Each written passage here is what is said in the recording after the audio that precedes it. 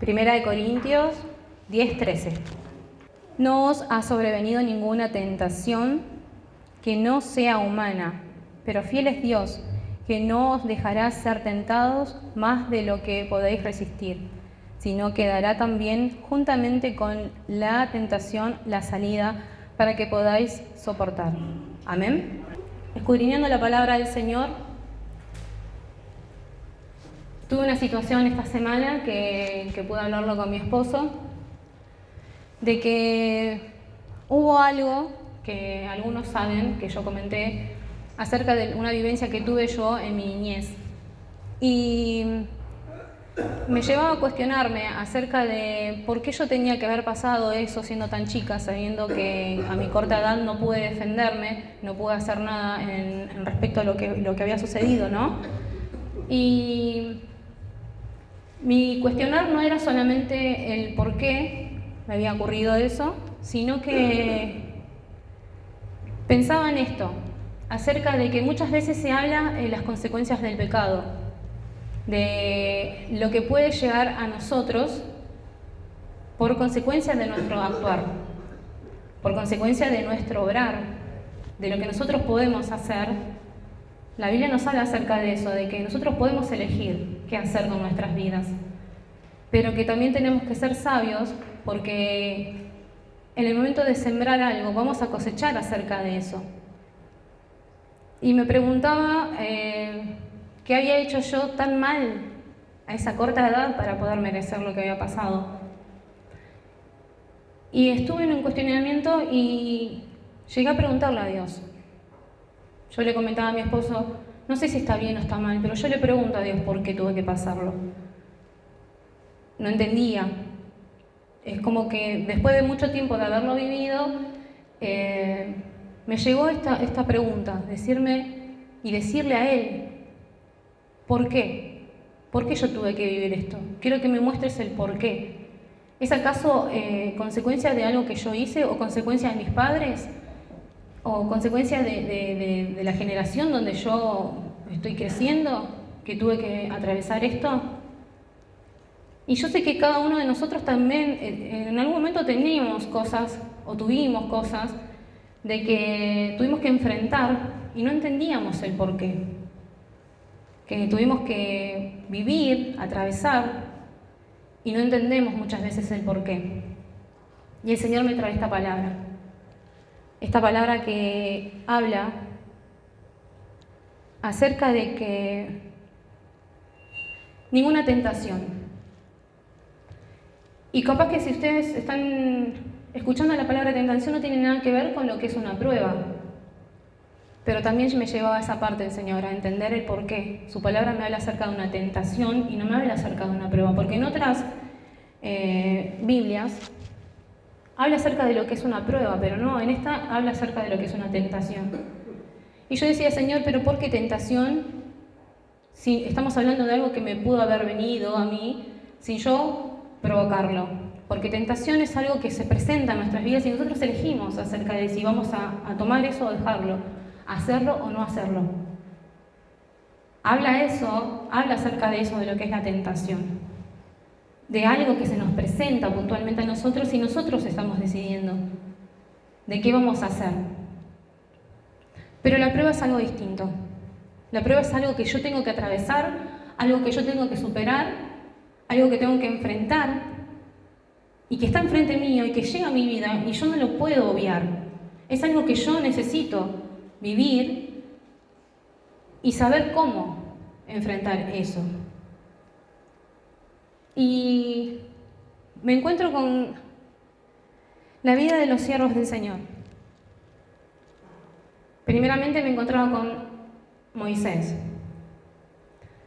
Creo que todos conocemos la historia de Moisés, acerca de su vida, ¿no? De tan chiquito lo que tuvo que él enfrentar, sin opción a elegir. Corría riesgo su vida, su madre buscó la forma de que él sobreviviera a eso, y se ingenió de tal forma que tuvo otro destino su vida. Primero y principal, él tuvo vida, porque todos los demás habían muerto. Se encontraba en un lugar donde él no había elegido criándose con gente que no era su familia, hasta el momento que sus raíces mostraron quién era él. En el momento que castigan a uno que era igual que él, sus raíces los hacen sentir que él tenía que defender. Y cuando él defiende a ese hebreo, se siente con culpa después y tiene que escapar, y escapa de la realidad donde él estaba viviendo. Él tomó la decisión de alejarse y escapar. Pasó de estar en un lugar privilegiado para muchos de aquellos que tal vez lo estaban viendo, que eran esclavos. Era un privilegio el lugar donde él se encontraba, pero él no era la persona que correspondía a ese lugar. Estando en el desierto habían pasado años y pasó a ser un pastor de ovejas, pasó a formar una familia, a tener hijos. Y así todo, él como que había tomado una vida mucho más tranquila, sin ningún tipo de problemas. Las cosas iban perfectas, las cosas iban bien, hasta que el Señor lo llama y le dice que tiene que liberar a su pueblo. Él no se siente capaz, él le puso los peros acerca de que él no podía, pero el Señor le decía que sí, que lo tenía que hacer. Le dio la solución en el momento, cuando él dijo que no tenía forma de poder comunicarse porque él hablaba mal, y dijo que el hermano le iba a acompañar. Entonces no tuvo opción para poder decir que no. Va y enfrenta y habla acerca de lo que el Señor quería, que liberaran a su pueblo. La primera vez, cuando él se presenta, lo rechazan y le dicen que no, y el castigo fue mayor para los que eran esclavos, a causa de lo que él había hecho. Yo creo que Moisés ahí ya él sentía culpa porque él no pudo lograr lo que el Señor le había dicho que tenía que hacer. Pero cuando va de nuevo y él sigue insistiendo, el Señor empieza a mostrar su poder, cosa que el poder de Dios es sobrenatural. En el momento que empiezan a venir las plagas sobre Egipto, y hasta que deciden liberar al pueblo del Señor. Todos conocemos esa historia, ¿amén? Pero la cosa seguía. La cosa seguía, y no con aquellos que los perseguían. No eran los egipcios el problema ahora, sino que era el pueblo de Dios el problema. Todos saben acerca de los días, los años que estuvo el pueblo de Dios en el desierto. Y que a pesar de haber visto un milagro sobrenatural de parte del Señor, abrirse el mar rojo en dos y el pueblo de Dios atravesarlo en seco, y que el enemigo fue destruido, no quedó ni uno de ellos cuando se volvió a cerrar. Imagínense en semejante milagro de parte de Dios, ¿no? Semejante poder, que creo que nosotros no podemos llegar a imaginar. Estamos hablando de algo natural, un poder sobrenatural sobre eso actuar. Y así todo, el pueblo de Dios seguía en la duda, seguía en la queja. Y Moisés se encontraba con un pueblo acerca de esto, de que se quejaba por todo, porque le faltaba agua, porque le faltaba para comer, y no entendiendo de que Dios era tan grande, que sigue siendo tan grande, que Él puede hacer cosas sorprendentes sobre nuestras vidas. De que así como estaba al alcance de Moisés, también estaba al alcance de ellos. Yo sé que eran otros tiempos y era otra forma de llegar a Dios, que no todos tenían el privilegio que tenemos hoy nosotros en este lugar. Que nosotros, cuando humillamos nuestro corazón, el Señor es inmediato con su presencia. Pero el pueblo de Dios se quejaba. Y estamos hablando de mucha gente, no estamos hablando de este grupo de personas, estamos hablando de muchas familias. Y se quejaban. Y Moisés tenía que cargar con todo eso. Desde su tranquilidad, desde el lugar donde él estaba, que ya había formado su familia, tenía sus hijos, su esposa, pastor de ovejas. Él tuvo que hacerle caso a Dios y tomar este asunto en sus manos y ser obediente. Pero tenía un pueblo que no lo respaldaba, que no lo ayudaba, que se quejaba. Esta fue una de las partes que él tuvo que vivir y que ya no sabía qué hacer. Llegó al punto de cansancio, de decir, ¿por qué yo tuve que tomar este trabajo? Si yo estaba bien. Todos conocemos cómo sigue, que él sube al monte y el Señor, la palabra dice que con su dedo grabó en las tablas los 10 mandamientos. Y cuando él baja con los 10 mandamientos, el pueblo de Dios, ¿qué había hecho? Se había olvidado de Dios, porque había pasado tiempo, se había olvidado de Dios. E hicieron una imagen para adorar. Qué ingratos, después de ver todo lo que el Señor había hecho a favor de sus vidas, llegar a este punto de poder hacer una imagen para adorar. Imagínense a Moisés, bajar, ver, encontrarse con todo eso. Yo creo que a todos nos agarraría una ira santa, como que dicen. Y destruyó las tablas. No lo podía creer, no podía creer. Después de ver todo lo que Dios había hecho con la vida, de pasar las pestes, las plagas que tuvieron que vivir. No ellos, pero ellos pudieron verlas. Nosotros cuando estábamos en la escuela bíblica hablábamos acerca de esto. Chicos, ¿ustedes se imaginan de que el agua se convierta en sangre? ¿De que haya una invasión de langostas que coma todo lo que tienen para comer las personas? ¿De que los animales de los egipcios hayan muerto y los de los hijos de Dios no? ¿Se imaginan esas cosas? Y en ellos no entran en el pensamiento de poder entender y comprender esas grandezas. El pueblo de Dios había visto todo esto. Y así todo, ellos decidieron hacer una imagen para adorar. Moisés vuelve a hablar con Dios y las tablas nuevamente son escritas. Y así, durante todos esos años, su vejez fue acompañar al pueblo de Dios hacia las tierras prometidas que el Señor había dicho que iba a dar a su pueblo, donde Moisés no tuvo la oportunidad de entrar, pero sus días se completaron en ese lugar. Entonces vemos ahí, es algo que Moisés no eligió, pero fue obediente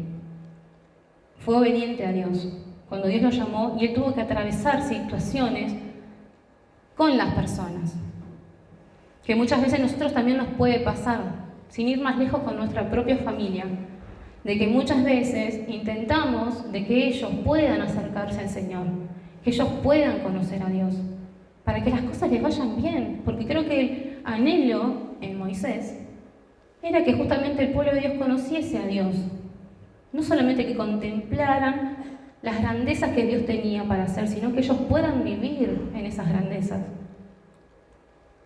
Pero así todo, Moisés se mantuvo firme, completando el pedido del Señor. Amén. Luego me encuentro con la historia de José. La historia de José, que también conocemos. Y José, creo que tuvo algo muy personal, muy particular, porque él se sentía solo, porque aquellos que no conocen la historia de José habla acerca de que su padre lo amaba tanto que desgraciadamente hacía diferencia entre él y sus hermanos. A él el padre le había dado una túnica de colores, el Señor ya le daba visiones acerca del propósito que tenía con su vida, y sus hermanos lo llegaron a odiar. Sus hermanos no lo podían ni ver, al punto de que deseaban la muerte de José. Con la intención de matar a José, el mayor de los hermanos, Rubén, dijo que no lo hicieran. Entonces los tiraron en un pozo de esos de agua, antiguos secos, porque la intención era, cuando Rubén esté distraído, ellos terminar con lo que se habían propuesto, que era eliminar a José. Pero ¿qué pasa? Antes que lleguen a completar eso, decidieron venderlo como esclavo. Entonces él fue esclavo. Y se encuentra en un lugar donde no tenía absolutamente a nadie. Imagínense ustedes estar solos lejos de la familia, lejos de los hermanos, de padres, aquellos que tienen familia formada, de su esposa, esposo, hijos, totalmente solos. Y no solamente solos, sino siendo esclavos. De tener una vida con una familia, un hogar, un padre quien te ama, estar totalmente solo. Y José así todo seguía firme, seguía creyendo en Dios. Hasta llegó el momento de que cayó en gracia. Cuando cayó en gracia, por la sabiduría que él tenía, porque era un hombre de Dios, estuvo esa oportunidad de que lo acusaran falsamente. ¿Por qué? Porque a una mujer se le ocurrió fijarse en él siendo una mujer casada, y como no llegó a cumplir con el deseo de ella, lo culpó a él diciendo que había querido abusar de ella. Todos sabemos que él terminó en una cárcel, y así todo, él seguía confiando en Dios. Él estaba confiado en Dios, acusado injustamente, en un calabozo. El Señor no se olvidó, a pesar de que los compañeros que estaban con él, se habían olvidado, uno de ellos se había olvidado de José, cuando él habló acerca de las visiones que tenían, los sueños que tenían ellos. El copero, cuando fue liberado, comenta acerca de que estaba José, que él podía ver los sueños, entender los sueños y poder decir que lo que estaba pasando, y fue a pasar a un lugar mayor al que estaba antes. Pasó a un lugar de privilegio, viendo el poder de Dios que lo acompañaba, que nunca lo dejó de sostener. Él tuvo la oportunidad de poder ver a sus hermanos nuevamente. Y ahí Dios probó su vida para ver si él era capaz de perdonar. Y él perdonó a sus hermanos, a aquellos que lo habían vendido, que intentaron matarlo, los perdonó. Y Dios se glorificó sobre la vida de José, a pesar de haber vivido todo lo que vivió, a pesar de estar en soledad. Y yo lo llevo a la actualidad. Y me encuentro que muchas veces también nosotros nos sentimos solos. Pero nosotros tenemos un regalo maravilloso que es la familia en Cristo. Que no, a pesar de muchas veces estar solo en lo que es nuestra familia, tenemos una familia en Cristo, que tiene un poder mayor, que es la oración, que es la que nos respalda, la que nos ayuda a levantarnos. José estaba solo, el único que estaba con él era Dios, era inmensamente apoyado por Dios. Después me encuentro con la vida de Job. Cuando vemos la vida de Job, es una prueba muy, muy grande la que tuvo que atravesar. Cuando estaba todo tan perfecto en su vida, que tenía sus hijos, su esposa, sus bienes. Él adoraba al Señor con todo su corazón, con todo su ser. Hasta que el enemigo le pidió a Dios. Y vemos ahí cómo el enemigo muchas veces está atento a quiénes somos nosotros delante de Dios. Y él pidió que él lo pueda probar, porque qué fácil es adorar a Dios cuando tenemos todo, está todo perfecto, todo bien. Cuando nuestra familia tiene salud, cuando tenemos el dinero necesario para nuestras deudas, cuando la comunión en el hogar está bien. Es muy fácil adorar a Dios así. Y fue probado Job. Fue probado de una forma que creo que nosotros físicamente no podríamos soportar. Perder todos sus bienes y la vida de sus hijos. No estamos hablando de un hijo, estamos hablando de todos sus hijos. Y no solamente su esposa, porque en él también hubo enfermedad, le dice que maldiga a Dios y que termine con este padecimiento, sino que aquellos que eran amigos también le aconsejaban diciéndole acerca de esto, de cómo creía en Dios y le podía llegar todo ese mal. ¿Cómo creer en un Dios que no te cuida y te llega todo ese mal? Porque estamos hablando completamente de todo el mal.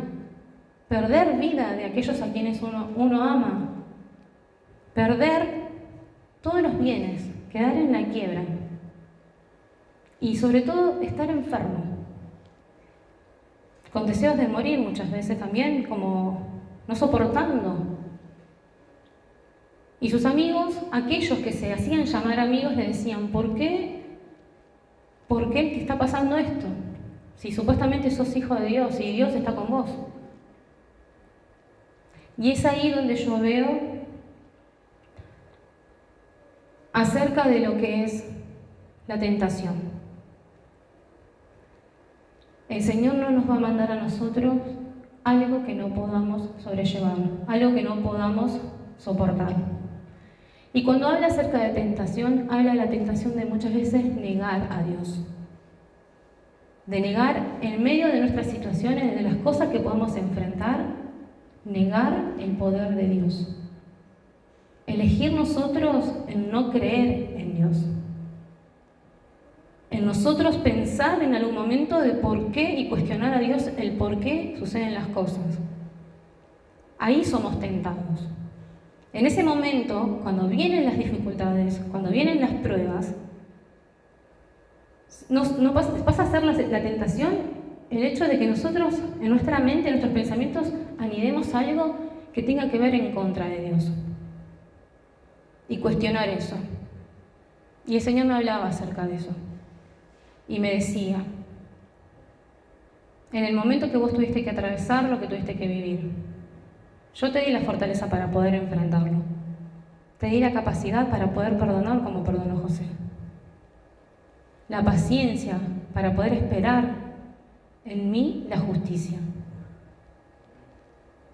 Y también me mostraba de que Él nunca me dejó, de que nunca se apartó de mi vida, que hay un propósito sobre mí y yo sé que hay sobre cada uno de ustedes.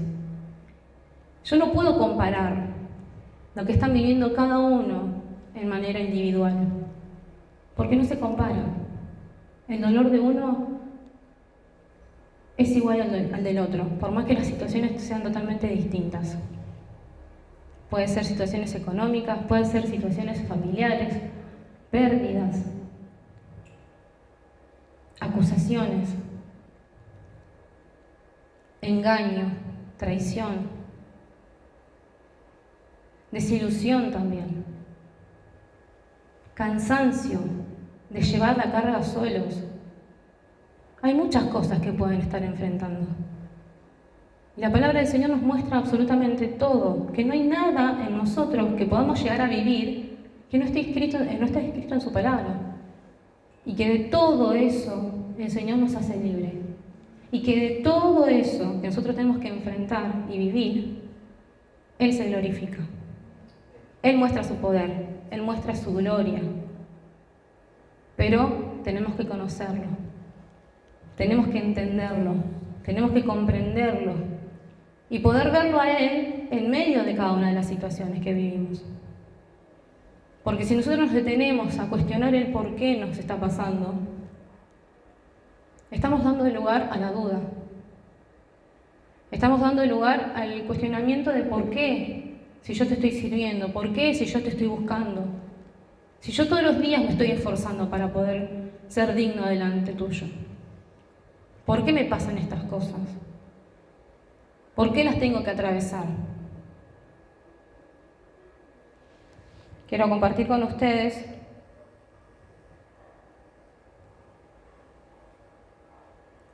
Segunda de Corintios 1:9. Segunda de Corintios 1:9 dice así: pero tuvimos en nosotros mismos sentencia de muerte, para que no confiésemos en nosotros mismos, sino en Dios que resucita a los muertos. Acá está hablando Pablo acerca de que muchas veces nosotros nos confiamos en nosotros mismos y nos olvidamos del poder de Dios. Que donde nosotros terminamos con nuestros pensamientos, nuestro actuar, Él obra. Y habla acerca del riesgo de muerte. Yo creo que en este tiempo Sí, tal vez estemos en situaciones así, a través de lo que es una enfermedad, o muchos, como la gente hoy en día vive pendiente acerca de la inseguridad. Pero la palabra del Señor nos enseña a nosotros también de que la muerte para nosotros es ganancia, pero cuando nosotros estamos bien con Él, que no tenemos que temerle a la muerte. Porque esta vida es algo que todos tenemos que atravesar y tiene un principio y un fin, y solamente Dios sabe nuestros tiempos sobre esta tierra. Pero de que muchas veces nos confiamos en nosotros, en lo que nosotros humanamente podemos hacer. Queremos resolver todas las cosas nosotros, queremos buscar la solución, olvidando de poner primeramente a Dios en todo lo que hacemos. Y cuando tomamos la decisión de poder poner a Dios primeramente en todo lo que nosotros podamos hacer, vemos el poder de Dios en todas las cosas. Su palabra nos dice también en Romanos 8:37: antes en todas estas cosas somos más que vencedores por medio de aquel que nos amó. Y esto es una preciosa palabra de Dios. Somos más que vencedores por medio de aquel que nos amó. Nos amó. Eso quiero que recuerden siempre, que Él nos ama, nos amó, y que vamos a vencer porque Él está con nosotros. Y no hay nada que pueda venir a nuestras vidas que Él no esté presente. El Señor no se va de vacaciones y nos deja a nosotros con todos los problemas que podemos enfrentar. El Señor no dice, no, hoy me tomo el día y la verdad que no tengo ganas de mirar la vida de Luis, lo que le pueda pasar en este día. O la vida de Gaby. La verdad que lo dejo que se maneje. No es así. Él está con nosotros todos los días de nuestras vidas. Pero si nosotros les damos el lugar que le corresponde a Él, que es el primer lugar, Él es el primero. Él es el primero en todas las áreas de nuestras vidas. Cuando nosotros nos sentimos afligidos, tristes, cansados, sin fuerzas, ahí es el momento que nosotros tenemos que recordar que Él está primero. Y que si Él está primero en nosotros, somos más que vencedores. Somos más que vencedores. ¿Se imaginan ustedes en medio de una batalla? Imagínense en una batalla. Estamos hablando de una guerra. En este tiempo la guerra es espiritual. Pero cuando vienen muchas cosas frente a nuestras vidas y se quieren posesionar de nuestras vidas, arrebatarnos nuestra alegría, nuestro gozo, nuestra tranquilidad, nuestra confianza en Dios, está en nosotros de pararnos firmes y creer en esta palabra y decir a aquello que viene frente a nosotros que nosotros somos más que vencedores. No somos vencedores, somos más que vencedores por Él que nos amó. Él nos amó y nos ama. Y Él nos muestra la victoria asegurada que está para nuestras vidas. Si ellos, los siervos de Dios, pudieron pasar tantas cosas, ¿cómo no vamos a superar nosotros lo que vivimos día a día?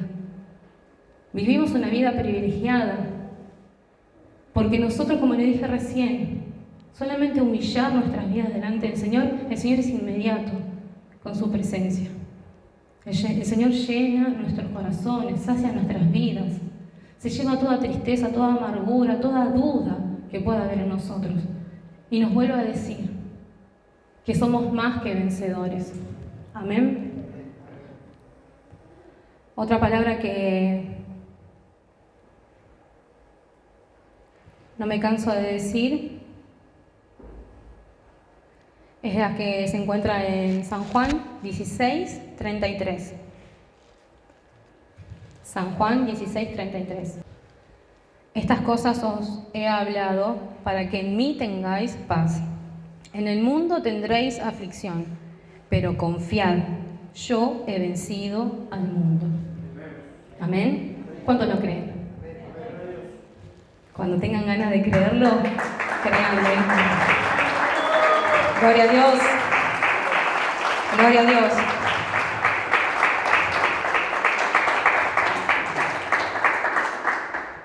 Si el Señor Jesús vino a esta tierra para poder padecer todas las cosas que tuvo que vivir, todas las cosas que tuvo que vivir. Y nos mostró que Él pudo. Nosotros tenemos que mirar siempre la vida de Jesús. Contemplar la vida de Jesús a través de su palabra nos va a ayudar a tener esa fortaleza para poder enfrentar todo lo que tenemos que vivir en esta vida. Pero sobre todas las cosas recordar esta palabra. En el mundo vas a tener aflicción. Yo no te estoy diciendo que vas a ser libre, que vas a vivir en una burbuja, que nadie te va a tocar. No, no nos está diciendo eso, no nos miente. Él es muy claro. Él es muy claro. Y nos está diciendo que sí, vamos a tener aflicción. Van a venir muchas cosas. Cosas que capaz ni siquiera la esperabas. No la podías imaginar. Pero tenés que confiar en aquel que venció al mundo. En aquel que declaró victoria sobre su pueblo, su iglesia, que somos nosotros. Él se hizo victorioso en esa cruz. Y yo me siento parte. Yo soy feliz sabiendo de que Él lo hizo por mí, porque me amó. Como dice esa alabanza, nuestro orgullo nos quitó del jardín. Nuestro orgullo. Pero la humildad de Dios colocó el jardín en mí. Y cuando yo escucho esas palabras acerca de que colocó el jardín en mí, lo colocó el Señor dentro mío. Cuando yo lo acepté, cuando yo lo quise en mi vida, Él lo puso en mí. Ese precioso jardín está en mi vida. Y es el Señor. El Señor que nos da nuevamente fuerza, oportunidad para avanzar, para seguir, para crecer, para poder extender su reino, para poder comunicar esto tan precioso que nosotros como iglesia podemos vivir. De que no nos tenemos que ahogar en un vaso de agua, de que tengamos que ver con nuestros ojos espirituales de cuán grande es el Señor, de cuán grande y poderoso es Él. Me imaginaba esto cuando veía, en el momento que tuve la enseñanza con los chicos sobre el nacimiento de Jesús, en esos pastores de ovejas que se encontraron con el ángel que le anunciaba acerca del nacimiento del Salvador. Y que el cielo se llenó de ángeles. Se llenó de ángeles que glorificaban el nombre del Señor. Y poder adorar de la forma que se adora en el cielo, en esta tierra, es una oportunidad que solamente se dan a aquellos que le creen. Aquellos que no solamente le creen, sino que lo conocen y saben quién es Él. Que podemos ver la grandeza del Señor sobre nuestras vidas. De que nuestras situaciones pueden ser tan chiquitas al lado del otro, pero que todos padecemos igual. Estamos en esta tierra para mostrar de que somos esos locos benditos. Esos locos benditos de decir, tenemos a Dios con nosotros. Si Él está con nosotros, ¿qué podemos temer? Si el Señor está con nosotros, ¿quién se puede enfrentar a nuestras vidas? ¿Hay alguien que nos pueda detener? No. Nos gozamos en Él. Venimos a este lugar a saciarnos de Él, de su presencia.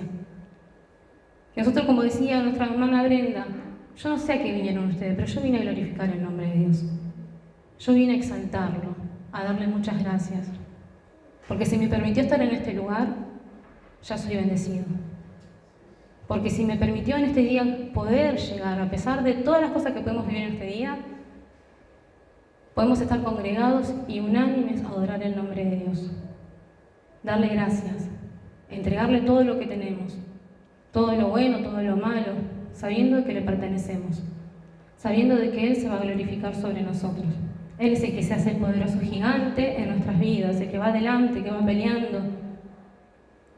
¿Cómo no creer en Él? ¿Cómo no creer en los beneficios de su reino?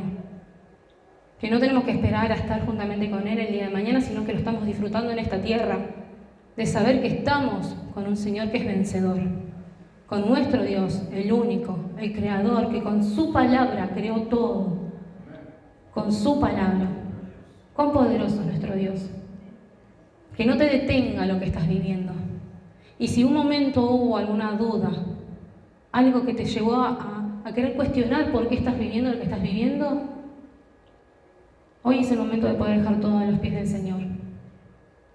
Tenemos que pedir el perdón. Tenemos que arrepentirnos de esos pensamientos. Porque tenemos que verlo a Él. cómo Él se hace grande a nosotros, cómo Él se lleva todas nuestras cargas y vuelve a nosotros ese gozo de salvación. Vuelve a nuestras vidas el deseo de poder servirles, de adorarlo, de glorificar su nombre, de poder verlo en todas las cosas. Amén. Gloria a Dios. Gloria a Dios.